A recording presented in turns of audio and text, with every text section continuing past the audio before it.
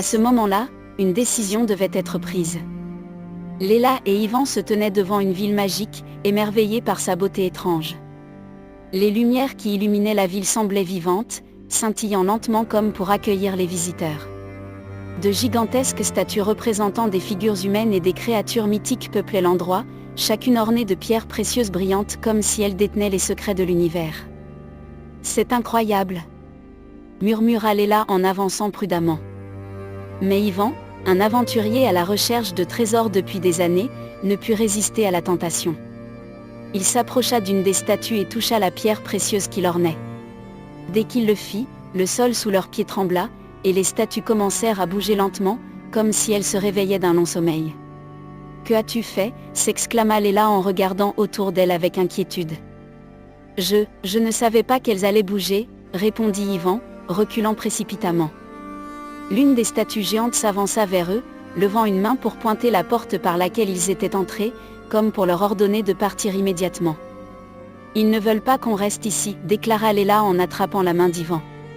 Cependant, avant de partir, Léla remarqua une dalle de pierre gravée au sol, avec des inscriptions dans une langue ancienne.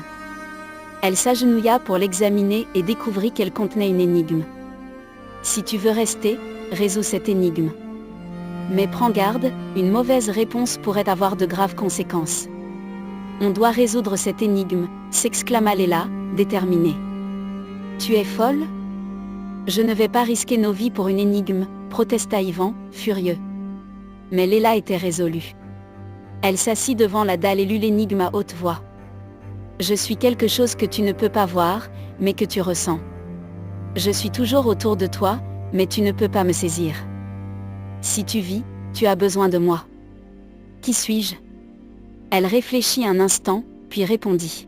« L'air. » Aussitôt qu'elle prononça la réponse, les statues cessèrent de bouger et une porte s'ouvrit au fond de la ville, révélant une immense salle remplie de livres anciens et d'objets précieux. « Tu l'as fait » s'exclama Yvan, stupéfait. Mais Léla ne répondit pas, complètement absorbée par la splendeur de la salle.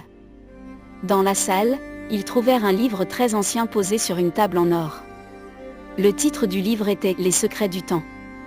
Lorsqu'ils l'ouvrirent, ils découvrirent qu'il contenait des sorts, des récits sur des créatures magiques et des légendes oubliées.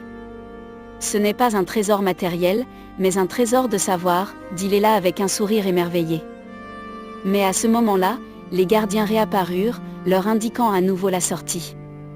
Léla et Yvan comprirent qu'il était temps de partir. « Prenons ce livre.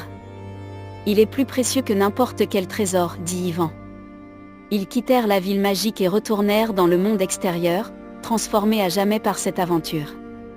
Léla devint une exploratrice sage et passionnée de connaissances, tandis qu'Yvan comprit que les richesses ne sont pas toujours matérielles.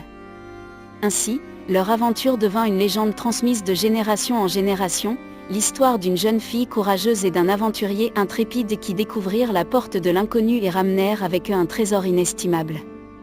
Fin.